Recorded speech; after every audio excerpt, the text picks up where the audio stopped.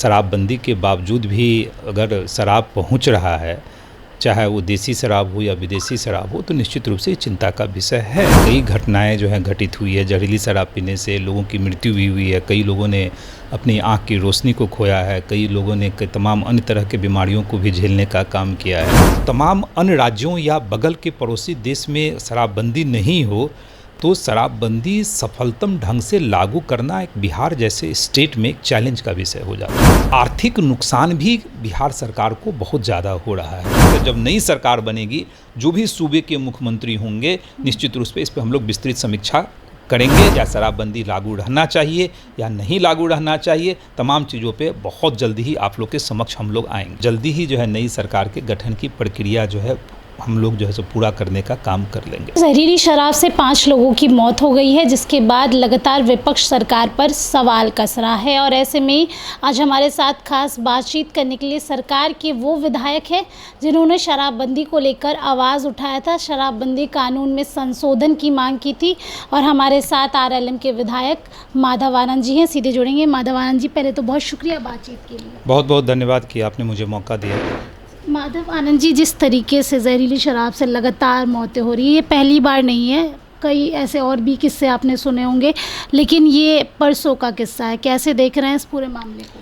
देखिए, बहुत ही दुर्भाग्यपूर्ण घटना हुई है और यह कोई पहला ऐसी घटना नहीं है। जब से शराबबंदी बिहार में हुआ है, लगभग 10 साल होने जा रहे हैं शराबबंदी के, इस तरह की कई घटनाएं जो हैं घटित हुई है। जहरीली शराब पीने से लोगों की मृत्यु भी हुई है, कई लोगों ने अपनी आँख की रोशनी को खोया है, कई लोगों ने तमाम अन्य तरह के बीमारियों को भी झेलने का काम किया है। तो निश्चित रूप से दुर्भाग्यपूर्ण घटना है। इस तरह की घटनाएं घटित न हो। आखिर शराबबंदी के बावजूद भी अगर शराब पहुंच रहा है, चाहे वो देसी शराब हो या विदेशी शराब हो, तो निश्चित रूप से चिंता का विषय है। और मैंने तो विधानसभा में माननीय मुख्यमंत्री जी के समक्ष ही इन सारी बातों का जिक्र किया था और मैंने कहा था कि अब वक्त आ गया है कि शराबबंदी की भी विस्तृत समीक्षा जो है होनी चाहिए। मुझे व्यक्तिगत रूप से अभी भी लगता है, जहाँ तक मेरा अपना अनुभव है, राजनीतिक अनुभव है, अर्थशास्त्र का जो अनुभव है, बिहार जैसे कॉम्प्लिकेटेड प्रदेश, जहाँ आप कई राज्यों के साथ बॉर्डर शेयर करते हैं, आप जो है वेस्ट बंगाल के साथ, पश्चिम बंगाल के साथ शेयर करते हैं, आप उत्तर प्रदेश के साथ शेयर करते हैं, झारखंड के साथ शेयर करते हैं, और बगल में पड़ोसी देश नेपाल भी है, जहाँ से आपको बेटी और रोटी का रिश्ता है। तो जहाँ इतने सारे ओपन बॉर्डर हो और तमाम अन्य राज्यों या बगल के पड़ोसी देश में शराबबंदी नहीं हो, तो शराबबंदी सफलतम ढंग से लागू करना एक बिहार जैसे स्टेट में एक चैलेंज का विषय हो जाता है। तो निश्चित, और आर्थिक नुकसान भी बिहार सरकार को बहुत ज़्यादा हो रहा है, क्योंकि राजस्व की जो है समस्या है बिहार में, और जो राजस्व हम लोगों के शराबबंदी से पहले आ रहा था, खासकर शराब की बिक्री के माध्यम से, वो राजस्व का भी नुकसान हो रहा है। और कहीं ना कहीं वो राजस्व तमाम अन्य प्रदेशों में जा रहा है, नेपाल में जा रहा है, तमाम अन्य जो बिहार से सटे हुए राज्य हैं वहाँ जा रहा है। इन सारी चीज़ों को ध्यान में रखते हुए मैंने बड़ी गंभीरता से और ईमानदारी पूर्वक, पूरे विश्वास के साथ मैंने माननीय मुख्यमंत्री जी के समक्ष इन बातों का जिक्र किया था। और मैंने सदन के बाहर भी आप लोगों के माध्यम से यह कहा था कि मुझे पूरा विश्वास है कि अपनी ही सरकार से मैं मांग कर रहा हूं कि इसकी विस्तृत समीक्षा जो है होनी चाहिए और हो के रहेगी।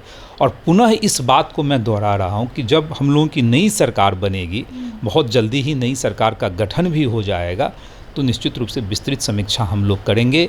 और जब विस्तृत समीक्षा कई बार पहले भी हो चुकी है, ऐसी नहीं कि समीक्षा नहीं हुई है, लेकिन विस्तृत समीक्षा होगी तो निश्चित रूप से आगे की रणनीति बनाना हम लोगों के लिए आसान होगा। क्या शराबबंदी की आवश्यकता है या अब आवश्यकता नहीं है, शराबबंदी कानून को ख़त्म कर दिया जाए, उसके जगह पे अवेयरनेस पे काम किया जाए, लोगों को एजुकेट किया जाए, इन तमाम चीज़ों पे जो है विस्तृत समीक्षा के दरमियान जो है सो चर्चा होगी और आगे का निर्णय हम लोग लेने का करेंगे। माधवान जी, विपक्ष कह रहा है कि शराबबंदी कानून तो पूरी तरीके से विफल है। ब्लैक में शराब मिल रहा है, जहरीली शराब की वजह से लोगों की मौत हो रही है, दुगने दामों पे शराब की होम डिलीवरी हो रही है।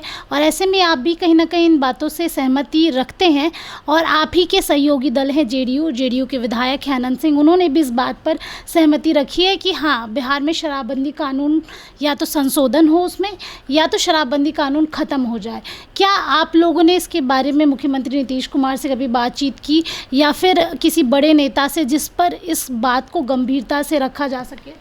देखिए, इस जनहित से जुड़ा हुआ मामला है, और जब जनहित से जुड़ा हुआ मामला हो तो उसमें राजनीति नहीं होनी चाहिए। जब शराबबंदी आदरणीय मुख्यमंत्री जी ने बिहार में लागू किया, उस समय भी हम लोग दलगत भावनाओं से ऊपर उठकर, उस समय महागठबंधन की सरकार थी, और दलगत भावनाओं से ऊपर उठकर चाहे बीजेपी के लोग हों या तमाम हम एनडीए गठबंधन के जो साथी थे उस टाइम में, हम लोगों ने एक स्वर से समर्थन करने का काम किया था।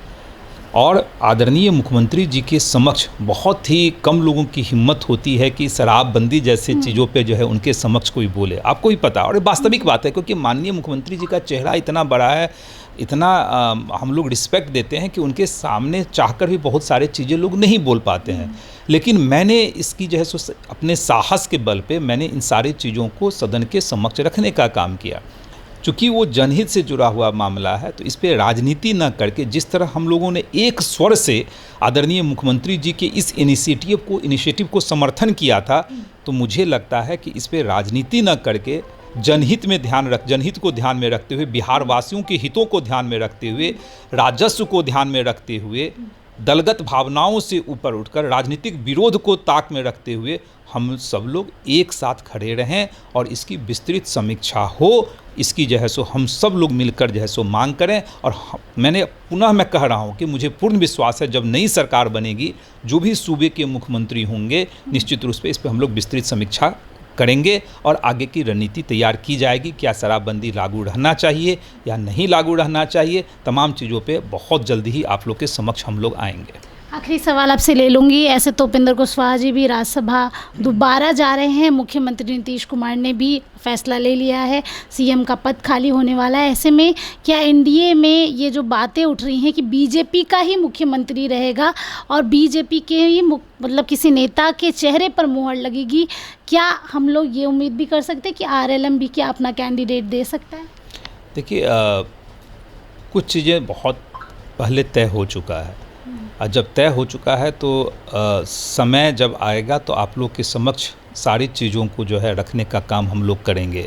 जो लोग अधिकृत लोग हैं एनडीए की तरफ से, जैसे मैं अपने पार्टी का विधायक दल का नेता भी हूँ, मैं 0 आवर का सभापति भी आदरणीय विधानसभा के अध्यक्ष महोदय जी ने मुझे बनाया है। तो जब समय आएगा तो अधिकृत लोग आप लोगों के समक्ष आएंगे और सारी बातों को रखने का काम करेंगे। सब कुछ तय है, कौन मुख्यमंत्री बनेंगे, मंत्रिमंडल किस रूप में आकार लेगा, वो सारा कुछ तय है। लेकिन अभी वह उचित समय नहीं है कि मैं उन सारी चीज़ों को आप लोग के समक्ष रखूं। लेकिन कहीं भी कोई कठिनाई एनडीए में नहीं है, सब कुछ तय के अकॉर्डिंग सब चीज़ हम लोग का तय हो चुका है। समय रहते आप लोग को बता दिया जाए, और वो भी समय अब बहुत नज़दीक आ रहा है। जल्दी ही जो है नई सरकार के गठन की प्रक्रिया जो है हम लोग जो है सो पूरा करने का काम कर लेंगे। चलिए, देखिए, तमाम बिंदुओं पे हम बातचीत कर रहे थे। जहरीली शराब का मुद्दा लगातार बिहार की राजनीति को गरमाता आया है, और ऐसे में शराबबंदी कानून में संशोधन और शराबबंदी या तो बिहार में ख़त्म हो जाए, तमाम मुद्दों को विपक्ष भी उठा रहा है और सत्ता पक्ष के नेता भी प्रमुखता के साथ अपनी बातों को रख रहे हैं। आप बने रहिए हमारे साथ, तब तक के लिए बहुत बहुत शुक्रिया। स्नेहा गुप्ता, NBC 24 पटना।